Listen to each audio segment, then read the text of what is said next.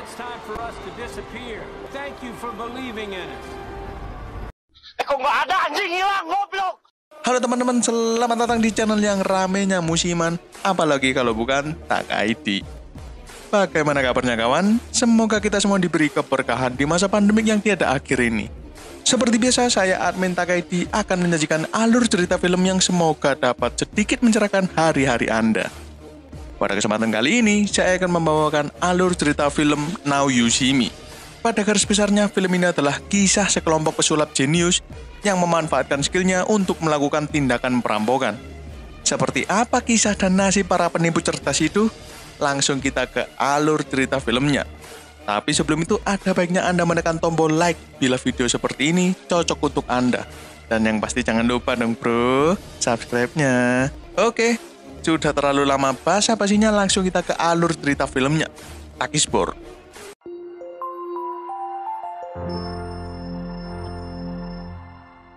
Pada awal scene kita diperkenalkan dengan seorang mentalis bernama Daniel. Ia sedang mempertunjukkan kepiawaiannya dalam memainkan sulap kartu di hadapan ratusan orang di Chicago. Dan pertunjukannya berhasil membuat para penonton berdecak kagum. Di tengah kerumunan itu ada seorang yang menggunakan sweater, tengah memperhatikan skill yang dimiliki oleh Daniel.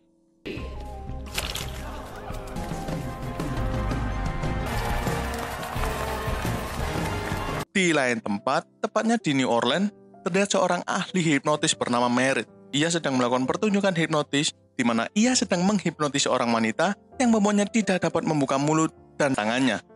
Di sana, ia juga mencoba membaca pikiran suami wanita itu. Merritt mengungkap skandal perselingkuhan pria itu di depan istrinya. Istrinya yang mendengar sontak marah kepada suaminya. Merritt pun menawarkan untuk menghapus ingatan istrinya tentang hal itu, tentunya dengan imbalan sejumlah uang. Dan pria itu menyetujuinya. Sangat cerdas. Dan lagi-lagi, di sini muncul pria misterius yang menggunakan sweater. Sleep. Okay. Who's Janet? Sure.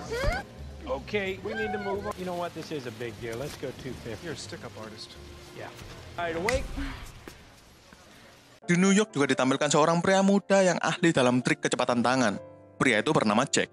Saat melakukan pertunjukan, ada seorang pria yang membongkar trik yang ia gunakan.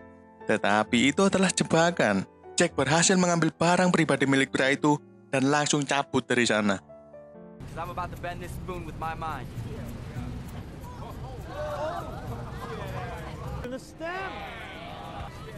You have a very good eye, sir. Wallet. Kita berpindah lagi ke Los Angeles. Terlihat seorang pesulap wanita yang bodinya tengah mempertunjukkan kemampuan sulapnya. Wanita itu bernama Henley. Ia melakukan aksi membuka borgol dalam air, dan di atasnya telah diletakkan ratusan piranha yang siap memangsanya apabila waktunya telah habis. Dan seolah-olah ia tidak berhasil melakukan atraksi itu. Dan ini aksinya.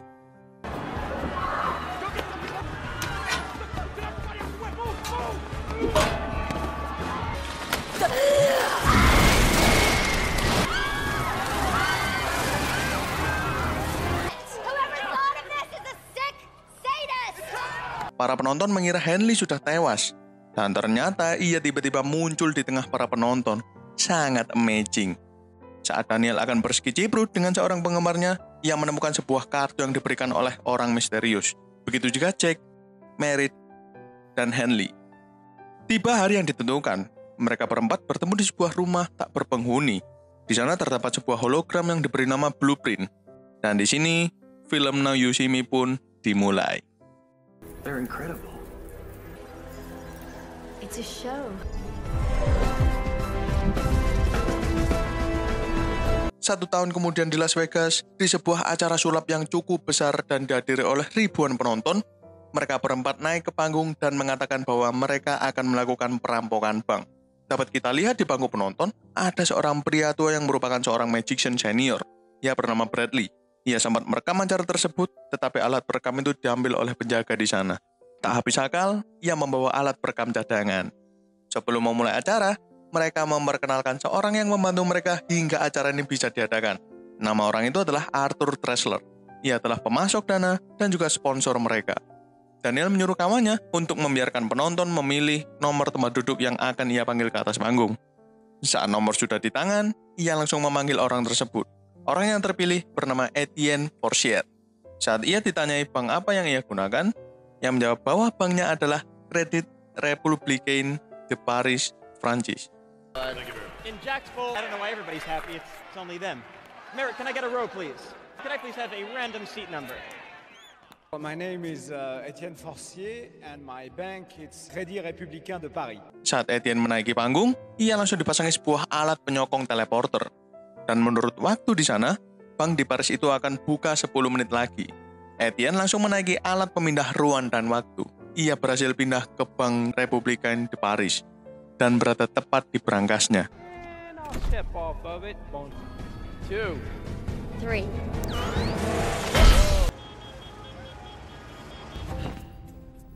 Are you okay?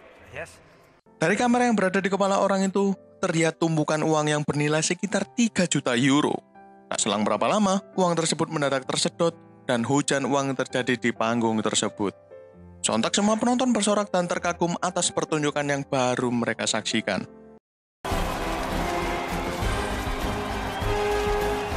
Itu berbanding terbalik dengan anggota FBI yang merasa geram atas perilaku itu.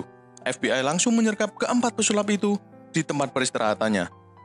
FBI! Hands where I can see him. Let's go. Get him up. Get him up. Put the hands in there. Oh my. Tylen Roach ditunjuk oleh atasannya untuk mengusut kasus ini, dan ia dibantu oleh asistennya yang bernama Al-Madri dari Kesatuan Interpol. Etienne pun ditangkap dan diinterogasi, begitu juga dengan keempat pesulap itu. Tetapi pengakuan mereka tidak cukup untuk FBI dapat meringkus mereka. Alhasil mereka berempat dibebaskan. Almad dan Roach tidak terima. Ia mengunjungi Bradley, seorang mentalis senior yang bersedia membongkar trik sulap keempat orang itu. Mereka semua mendatangi venue tempat sulap tersebut dan dilakukan adegan reka ulang.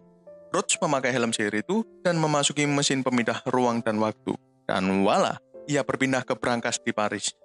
Tapi bohong. A basic concept of magic. Put this on your head. Make yourself comfortable. There we go. I personally prefer to take the stairs to Paris. Sebenarnya tempat itu adalah replika dari brankas yang ada di Paris, dibuat semirip mungkin untuk memanipulasi pikiran korbannya. Ruangan itu tepat berada di bawah panggung acara itu. Bradley mengatakan, sebelum pertunjukan berlangsung, keempat orang itu telah menarget Etienne dan mencuri kartu kreditnya. Bradley juga mengatakan, kemungkinan keempat orang tersebut telah mencuri uang saat bank tersebut akan mengirimkan uang ke bank lain, serta menukar uang yang asli dengan uang palsu yang berbahan kertas api, agar saat sudah sampai di bank, kertas tersebut dapat dengan mudah dibakar dan hilang tanpa jejak, seolah-olah berhasil dicuri. Diperlihatkan, keempat pesulap sedang berada di jet pribadi untuk menuju ke Perancis dan melakukan show di sana. Begitu juga tim FBI yang berangkat ke Paris menggunakan pesawat komersil untuk mengungkap tindakan mereka. Komandan Roach mengatakan bahwa ia berhasil melacak keempat orang pesulap itu, dan komandan itu menggunakan kesempatan itu untuk menangkap mereka. Saat Bradley akan merekam video pembongkaran rahasia pesulap itu, Arthur datang, dan ia mengatakan untuk menghentikan tindakannya, dan ia akan membayar Bradley sebesar $3 juta. Tetapi Bradley menolak tawaran itu. Karena penolakan itu, ia memastikan bahwa Bradley akan kehilangan pekerjaannya untuk waktu yang lama. Scene berpindah ke tempat pertunjukan para pesulap itu. Terlihat Roach dan Alma juga berada di sana. Saat keempat pesulap tersebut berada di atas panggung, mereka memperkenalkan Roach dan Alma, serta mengatakan bahwa mereka berdua berniat untuk menangkap mereka. Setelah melakukan trik ringan pembukaan, mereka meminta 12 orang untuk menjadi sukarelawan naik ke atas panggung. Merritt menghipnotis mereka, dan merubah mereka menjadi pemain quarterback seperti pada permainan football. Dan setelah itu, mereka disuruh kembali ke tempat duduk mereka, dan mereka akan kembali menjadi quarterback saat Merritt memanggil mereka. Setelah melakukan beberapa trik ringan, mereka melakukan pertunjukan utama mereka, yaitu para penonton diminta untuk menuliskan jumlah uang dalam rekening mereka. Merritt mulai memanggil beberapa penonton, dan ia berhasil menebak jumlah uang dalam rekening mereka dengan tepat. Giliran Arthur naik ke atas panggung. Di sana tertera bahwa jumlah uang dalam rekening Arthur adalah $144 juta. Di sisi lain, pengunjung diminta untuk menyenter amplop mereka, dan hal gokil pun terjadi. Angka dalam rekening mereka pun bertambah. Dan bila semakin banyak orang yang menerima penambahan rekening, maka uang rekening Arthur pun semakin terpotong. Hal itu terjadi kepada semua penonton yang berada di sana, hingga saldo rekening Arthur habis total. Arthur yang marah kepada 4 orang itu ingin membalas mereka. Tetapi apa daya, kakinya telah diborgol di panggung tersebut. Saat anggota FBI dan Roach ingin menangkap mereka, Merritt memanggil ke-12 orang yang telah ia hipnotis menjadi quarterback dan melumpuhkan para anggota FBI itu. Dan aksi kejar-kejaran pun terjadi.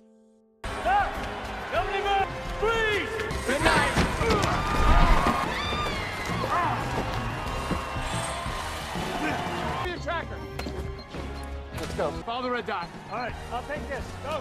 Back.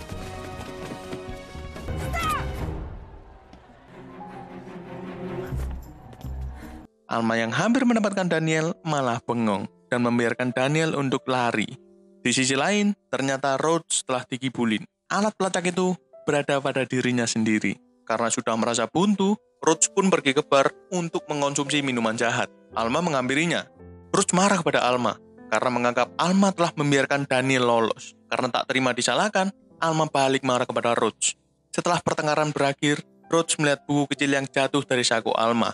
Di buku itu ada tulisan dan lambang mata satu.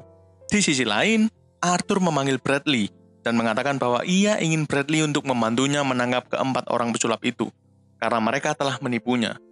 Setelah kembali dari bar, Roach melihat Alma yang tertidur sembari membuka buku yang bergambarkan mata satu lagi.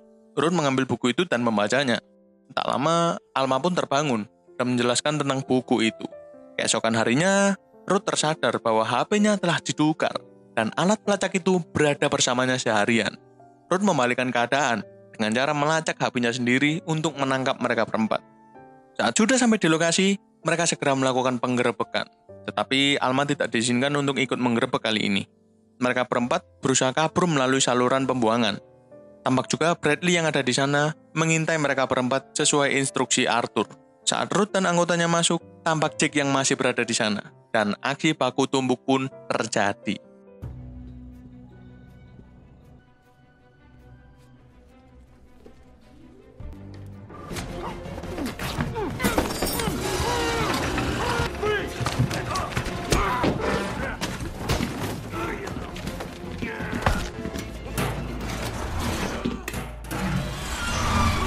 Singkat cerita, Jake berhasil keluar dan langsung melumpuhkan anggota Roach dan juga mencuri mobilnya. Saat Jake akan kabur, datang Alma yang sudah siap mengantar Roach untuk mengejar Jake. Saat dalam pengejaran, Alma menunjukkan kepandaiannya dalam mengendarai mobil. Sayang sekali, saat di tol, mobil Jake mengalami kecelakaan dan membuat mobil beserta Jake yang ada di sana hangus terbakar.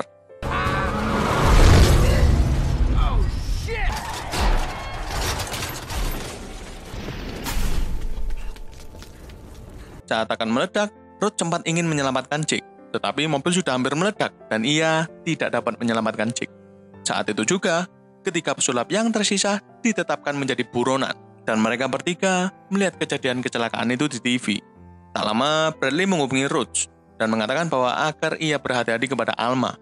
Di sini, Roach harus mundur dari tugasnya, karena ia telah digantikan oleh anggota polisi lain karena Roach dinilai tidak mampu menangani tugas itu.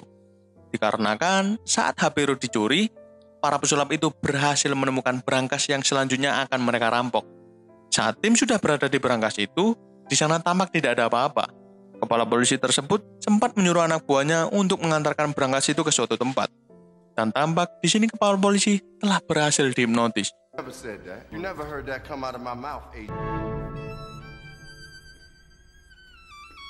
Untuk menjebak mereka, Roach dan rekannya menaiki truk tersebut bertujuan untuk langsung menyergap mereka semua. Saat sampai di sana, tampak seorang wanita yang mendatangi truk tersebut dan saat dibuka, ternyata yang ada di sana adalah Bradley dan beberapa wartawan. Dan saat berangkas tersebut dibuka, yang ada di dalamnya adalah tumpukan balon. Mereka terkibuli untuk yang kesekian kalinya. Di sisi lain, ketika pesulap itu sedang berada di suatu tempat untuk melaksanakan aksinya untuk yang terakhir kalinya. Dan di sana tampak banyak sekali orang yang berniat untuk melihat atraksi mereka.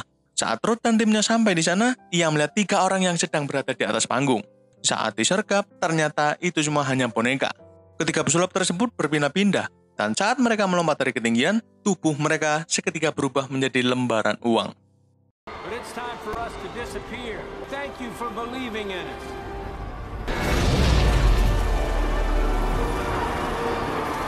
Mereka memeriksa uang yang berhamburan, Dan ternyata itu semua hanyalah uang palsu.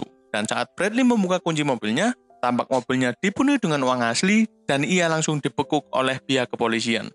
Tak lama, Ruth menghampiri Bradley.